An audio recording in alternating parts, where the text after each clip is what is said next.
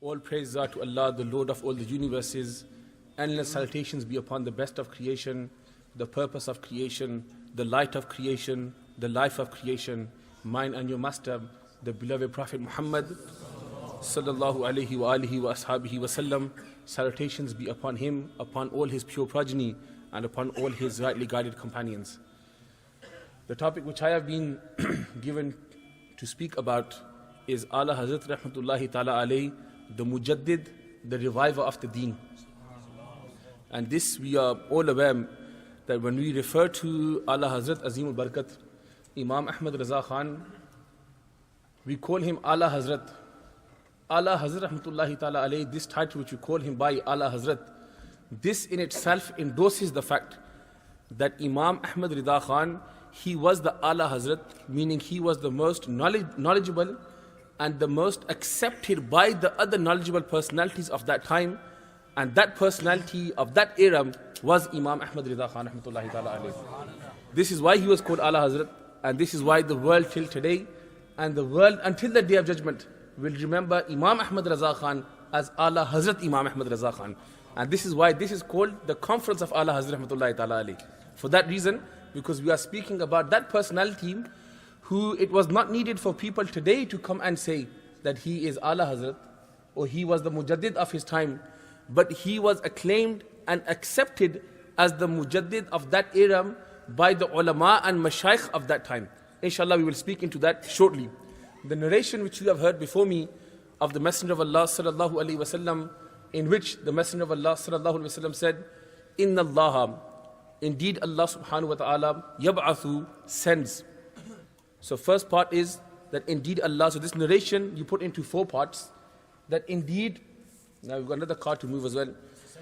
The same one is it, DS64NWR. So whoever's vehicle this is, if they could inshallah, please as soon as possible move, because we do not want to cause any obstacle for anybody else. It may be an emergency also. So whoever's vehicle this is, if they could please move the vehicle as soon as possible. Allahumma salli ala Sayyidina Muhammadin wa alihi wa sahbihi wa sallam. The first part of the narration, the ulama, when they explain this, they divide it into 4 parts. The first part is, Inna Allah yab'athu, that it is Allah subhanahu wa ta'ala, indeed Allah the Almighty, He sends. Allah subhanahu wa ta'ala sends. What does He send? When does He send? And what does He send for? That's the next 3 parts. The first is that Allah subhanahu wa ta'ala sends. So whenever we speak about a personality which falls into this criteria, the first thing you must remember is that this personality has been sent and appointed by Allah subhanahu wa ta'ala. First part, that it is Allah subhanahu wa ta'ala who sends this personality. Secondly, when does He come? Ala ra'si kulli mi'ati sanatin, that at the head of every 100 years, at the head of every 100 years, Allah subhanahu wa ta'ala sends this personality. Now Ra's literally means head, and mi'ati sana is referring to the 100 years. At the head of every 100 years, Allah subhanahu wa ta'ala sends a personality. And what does He come to do? What is this personality? What it is His job? His job is to revive the religion. To revive the religion. Which religion? For this ummah, lihazihil ummah. For this ummah, Allah subhanahu wa ta'ala sends at the head of every 100 years a personality who will revive the religion for it. Revive the religion for the ummah. That is what is that personality will come for. So Allah subhanahu wa ta'ala is the one who sends. He sends to who? That ummah which has been mentioned as the best of all nations, which is khair ummah, the best of nations. Allah subhanahu wa ta'ala sends a personality to this nation, the nation of Rasulullah sallallahu alayhi wasallam, at the head of every 100 years. For what reason? To revive, to do tajdeed of the religion of Allah subhanahu wa ta'ala for that nation. This is the duty of that personality who is appointed and sent by Allah subhanahu wa ta'ala. So we see that a person who has been appointed for this job, he is known as a Mujaddid. And this is where the word Mujaddid comes from, that he comes to do tajdeed. May yujaddidu laha dinaha. That he comes to do tajdeed and revive the religion, not meaning that he comes to endorse a new religion, or he comes to introduce new parts into religion, or he comes to introduce new aspects into religion, or he comes to change the religion. No. But the sign of a Mujaddid, the duty of a Mujaddid, the job of a Mujaddid is that them aspects and articles of deen which have been changed, abridged or abrogated by the people of that time, that personality is sent by Allah to revive the religion in such a way and make it back into that way, the way it was given by Rasulullah sallallahu alaihi wasallam. That is the duty of a Mujaddid, that the way the religion was given to us by the Messenger of Allah sallallahu alaihi wasallam, then to the companions, to the tabi'een, the taba tabi'een, and century by century has been sent down. There will always be people who will come to change the religion, to introduce new acts into religion. They will come and make many types of bid'ah and introduce these new aspects and innovations into religion. At that time, when rust has come onto the religion of Allah, Allah subhanahu wa ta'ala doing a favor upon the ummah of Rasulullah sallallahu alayhi wa sallam, that no Nabi can come after me, because I am Khatamun Nabiyyin, I am the seal of all prophets. But Allah will send a ghulam, a servant of you, Ya Rasulullah, who will come in every century and will revive the religion and give it to the ummah, just as you gave it to the ummah of Rasulullah sallallahu alayhi wa sallam. This is the duty and the job of a Mujaddid, that when he comes for this duty. Now we see that what are the signs of a Mujaddid, the criteria. One is firstly that he must differentiate between what? The bid'ah, those things which are innovated into religion, and them things which were the sunnah, which we derive from the Quran and sunnah. He will differentiate between them. He will tell the people, he will teach them that this is the difference. This is from the Quran and sunnah, and this is a innovation. This is not from the Quran and sunnah. He will differentiate.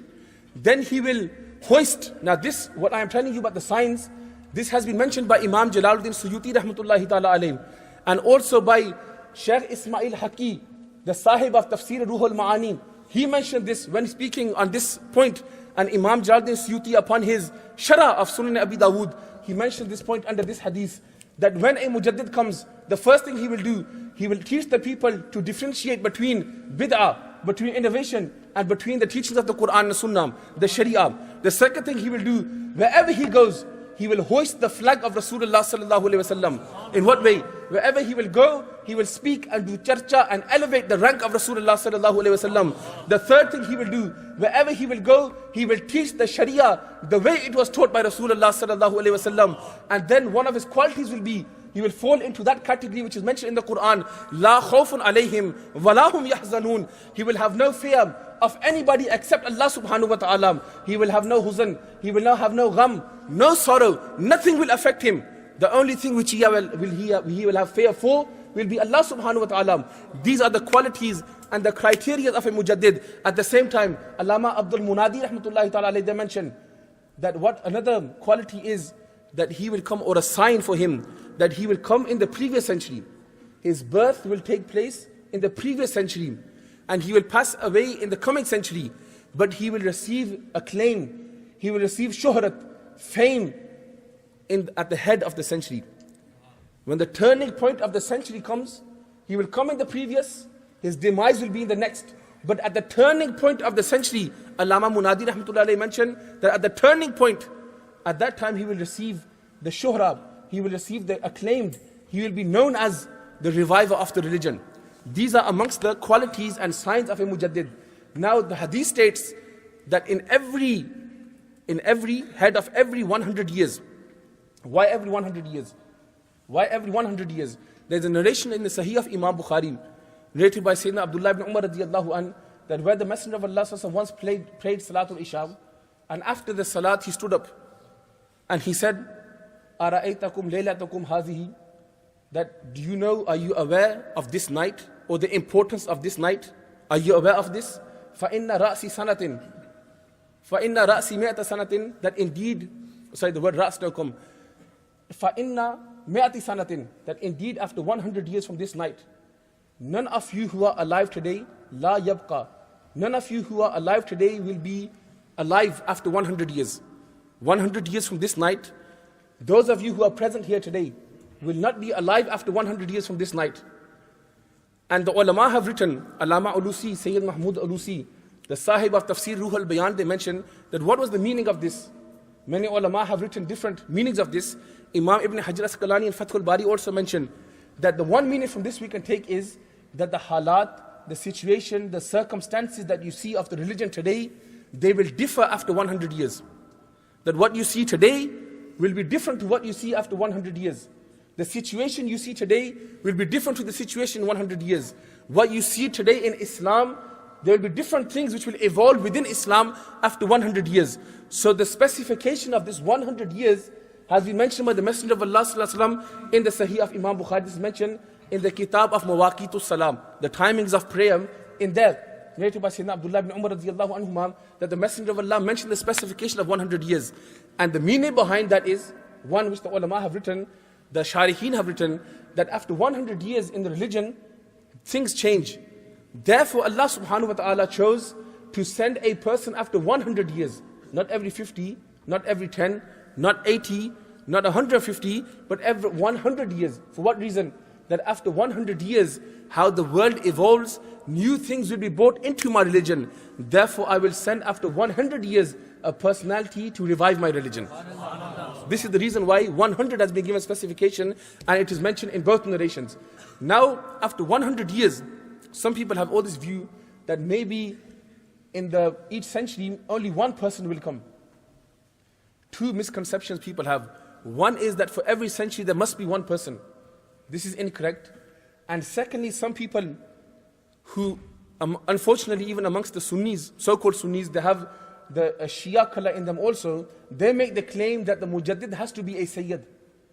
He has to be from the family of Rasulullah sallallahu alaihi wasallam. And they make a criteria that he must be a Sayyid. And people quote also, but this is the view of a Mujaddid being a Sayyid. The word that we use for Mujaddid, the Shia, the Rawafid use the word Ayatullah, a symbol of Allah. And they say that it must be from the family of the Ahlul Bayt. This is the Shia belief, not the belief of the Ahlul Sunnah. And if we look at the list of those who have come century by century, reason why I have not mentioned Allah Hazrat yet, was first I've explained to you what is a Mujaddid from the Hadith. Then now I will tell you, when we talk about the different Mujaddideen who have come, that what list is Allah Hazrat's name going to be going to? What list has Allah Hazrat's name gone into amongst these personalities? Now ulama and mashayikh and scholars, millions have come in the last 1400 years. But at the time of the century, Allah subhanahu wa ta'ala, who He appoints and sends, look at the names which we find. In the first century,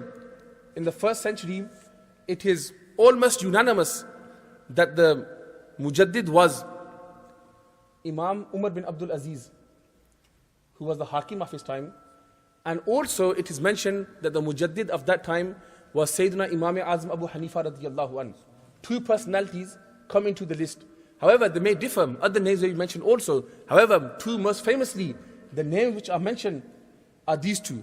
Imam Azam Abu Hanifa radiyallahu anhu, who is our Imam, who Allah Hazrat said that by madhab I am a Hanafi also. I am a Hanafi. By madhab, I follow the madhab of Imam Azam Abu Hanifa. And not only did Allah Hazrat give us the sabak to follow Imam Abu Hanifa, but the mashayikh and the ulama who have come for more than 1,000 years. For example, Data Sahib rahmatullahi ta'ala alayhim, the Sahib of Kashf al-Mahjub, they write that once I was doing muraqabah near the grave of Sayyidina Bilal radiyallahu an, and in my muraqabah, whilst I went into the state of sleep, I saw Rasulullah sallallahu alayhi wasallam enter into haram from Babe Bani Shaybam, and with them they had somebody who was old in age, but they were showing the love to that personality like as if he was a child. I stood up and I said, Ya Rasulullah sallallahu alayhi wasallam, who is this fortunate personality that you are showing so much love and affection to? That you are showing so much affection to? Who is this personality? This fortunate personality? And Rasulullah sallallahu alayhi wasallam replied by saying, Oh Ali Hujwari, have you still not recognized him? Ali Hujwari, have you still not recognized him? This is the Imam of my Ummah, Imam Abu Hanifa radiyallahu anhu. That Imam Abu Hanifa, Data Sahib write that after hearing this, I had also realized that my najat, my being saved from the hellfire on the day of judgment, it is mawquf upon what? Upon being a muqallid of the madhab of Imam Abu Hanifa radiyallahu anhu. Therefore, I, Ali Hujwari, also today announce that I am a muqallid of the madhab of Imam Abu Hanifa radiyallahu anhu. So therefore, by Allah Hazrat making this claim, he is following the claims of the As-Salaf who came before us, the first century. The second century we go into, Sayyidina Imam Hassan Basri, who was the spiritual Khalifa of Sayyidina Ali radiallahu an, all the Salasil, apart from the Naqshbandi silsila, whether you are Chishti, Qadri, Sohrawardi, Shadli, whichever silsila you may be from, spiritually they're all linked back to Imam Hassan Basri radiallahu an, and from him to Sayyidina Ali radiallahu an. The Naqshbandi silsila goes to Sayyidina Sulman Farsi, then to Sayyidina Abu Bakr Siddiq radiallahu an. Then at the same time, Imam Muhammad bin Hassan Shaybani, who was a student of Imam Abu Hanifa, came in the 2nd century. Imam Malik, Imam Shafi'i, these were amongst those who were given the title of Mujaddid in the 2nd century. This again shows that one, they do not have to be a Sayyid, because these personalities, they are not from the Sadat. And secondly, there does not have to be one. They can come in different areas and different districts to revive the religion in their district, in their area. They'll be regarded as a Mujaddid also. In the 2nd century, 4 names are acclaimed. In the 3rd century, we have 1 name. And that is the name of Imam Ahmed ibn Hanbal radiallahu an. That man who at the time of his demise was a Hafiz of Sanad and Matan of over 1 million ahadith of Rasulullah sallallahu alaihi wasallam. That Imam Ahmed ibn Hanbal. In the 4th century, Imam Bayhaqi, the famous Muhaddis, and Imam Tahtawi, Imam Ibn Jarir Tabari, the famous Mufassir of the Quran. Then in the 5th century, Imam Ghazali. In the 6th century, Imam Fakhruddin Razi, the one who wrote Tafsir Kabir. In the 7th century, Imam Shaykh Shahabuddin Sohrawardi, who is the Imam of the Sohrawardi Silsilam, and Khwaja Gharib Nawaz Moinuddin Chishti Ajmeri, the man because of whom till today we can say that in the subcontinent, that why Alhamdulillah Allah subhanahu wa ta'ala gave us this fakhr, that we can say that if we are Muslim today, it is because of Khwaja Gharib Nawaz radiyallahu ta'ala an. That man who came one man on his own from the hukum of Sayyidina Ghaus Pak radiyallahu ta'ala an, and with one man, with one voice, with one body, reverted 9.5 million Hindus into Islam. He was the Mujaddid of that century. In the 8th century, we have Khwaja Nizamuddin Awliya, who was the Khalifa of Sheikh Bakhtiyar Kaki, the Khalifa of Khwaja Gharib Nawaz radiyallahu ta'ala an. In the 9th century, Imam Jalaluddin Suyuti rahmatullahi ta'ala alayh, the great Mufassir of the Quran and the great Muhaddis. In the 10th century, we have Imam Qastolani, the famous Muhaddis also. Then in the 11th century, we have that Mujaddid whose work and his tajdeed will last for 1,000 years, Sheikh Mujaddid Al-Fisani radiyallahu ta'ala an, Sheikh Ahmad Sarhandi Faruqi rahmatullahi ta'ala alayhim. Then in the 12th century, Mullah Jivan, the one who wrote Nurul Anwar. And then we have also Imam Abdul Ghani Nabulusi, also he came in that century.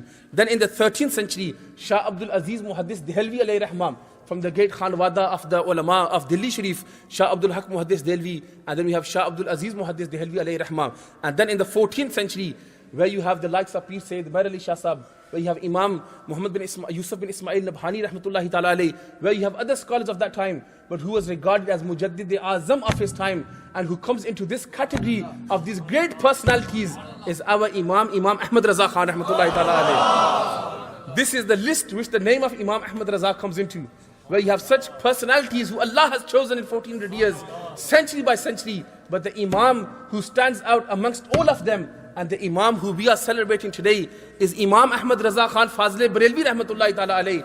Now when this Imam was declared as the Mujaddid, my brother earlier mentioned that in the year 1900, now look at this, when I was mentioning on the turn of the century, this is my final point.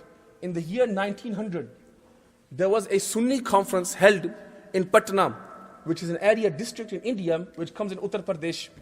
1900 is the year, so right at the turn of the century, in the 1900 year, 1900, at that time, Sheikh Yahya Muniri rahmatullahi ta'ala alayhi, Makhdum Yahya Muniri, a great wali of his time, in that conference, 5,000 ulama and mashayikh gathered. Not one. Gathering 500 people together is regarded as something which is successful conference. Gathering 5,000 people of the Awam becomes an international conference. And where 5,000 ulama have gathered and mashayikh have gathered, imagine that stage where 5,000 ulama and mashayikh have gathered at this personality's dargah in Patna. When this conference took place, at that time in the year 1900, 300 books of Ala Hazrat rahmatullahi ta'ala alayhi had been published. 300 books of Ala Hazrat rahmatullahi ta'ala alayhi had been published. And at that time it was announced by the Sajada Nashin of this dargah that us ulama, today we acclaim and make this announcement that all the athar, all the signs and symbols and criteria that we want to find in a Mujaddid, we have seen them in one personality. that personalities amongst us today, us 5,000 ulama of the whole of the subcontinent, India, Pakistan, Bangladesh, all this was as one. We recognize that the Imam, the Mujaddid of this century is no other than Imam Ahmed Raza Khan rahmatullahi ta'ala alayhi. So this was not somebody who was made a Mujaddid by himself. Like today we have people who call themselves Mujaddids and they make websites by that name also, that we are the Mujaddid of this time. There are people doing nare for them, Mujaddid, Rawaz, Sadi, Fulan, Fulan, etc. etc. Allah Hazrat was not one of them who made his murid and students stand up and say he's a Mujaddid. 5,000 ulama and mashayikh signed and said that if we see somebody today who fills the criterion and has them signs of a Mujaddid, which Allah has mentioned in the Quran, which Rasulullah sallallahu alayhi wa sallam has mentioned in the Hadith, that personality is no other than Imam Ahmed Raza Khan rahmatullahi ta'ala alayhi. This is that Mujaddid who was celebrating today. And Imam Ahmed Raza Khan was not classified as the Mujaddid or appointed or recognized for the fact that he was a mathematician, or he read books on physics, or he read books on astrology. That alone is a big step for our ulama to write on such things also, or not because he wrote the great work of Fatawa Ridwiyah, which my elder brother will speak about shortly. Like that in itself is something which somebody was to do today, he will be called a Mujaddid for doing such a mammoth task of Fatawa Ridwiyah to preserve the fiqh of Imam Azam Abu Hanifa radiyallahu an. But not for this reason, not because Allah Hazrat was a poet, though poetry in itself, like my brother before mentioned eloquently, was a great field of Allah Hazrat. And Kalam al-Imami, Imamul Kalam, the Kalam written by an Imam also becomes the Imam of other Kalams, but not for this reason as well. But the reason why Allah Hazrat was recognized as the Mujaddid of that time, that whenever somebody raised a finger on the honor and respect of Rasulullah sallallahu alaihi wasallam, the man who spoke up without any fear was Imam Ahmed Raza Khan rahmatullahi ta'ala alayhi. This is the reason why Imam Ahmed Raza Khan, when Ashraf Ali Thanvi barked from Thana Bhavan and wrote in Hifzul Iman that Rasulullah sallallahu alaihi wasallam's knowledge can be compared to animals and wild animals, the man who spoke about was Imam Ahmed Raza Khan.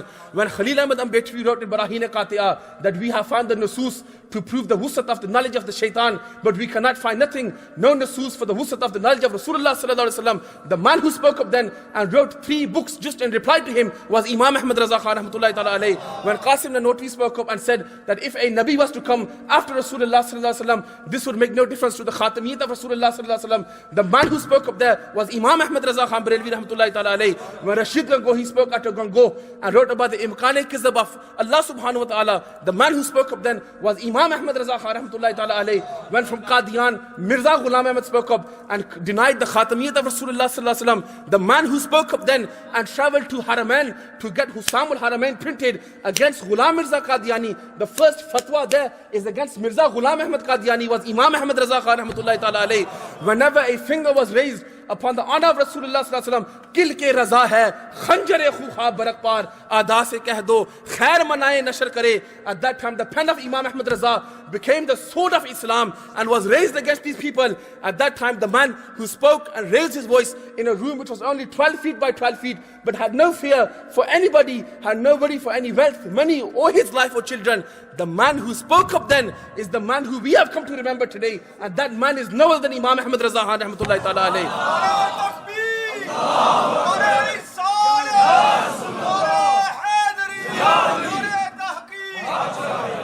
Be fortunate. How lucky are we that today we can say to ourselves that we are the spiritual children of Imam Ahmed Raza Khan.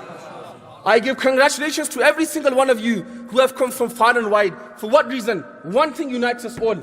Shaykh al-Islam Allama Qamaruddin Siyalvi, who we regard as Shaykh al-Islam, not like the Shaykh al-Islam of today, who call themselves Shaykh al-Islam, but a real Shaykh al-Islam. They said that if there is one personality unanimously, that every person who is associated with any Salasil, whether it's Naqshbandi, Qadri, Chishti, Sohrawardi, Shadri, whoever they may be from, whatever they are affiliated with, if there is one personality that it is wajib upon every single one of them to thank, one personality, it is wajib upon every person, every Sunni to thank, that person is Imam Ahmed Raza Khan.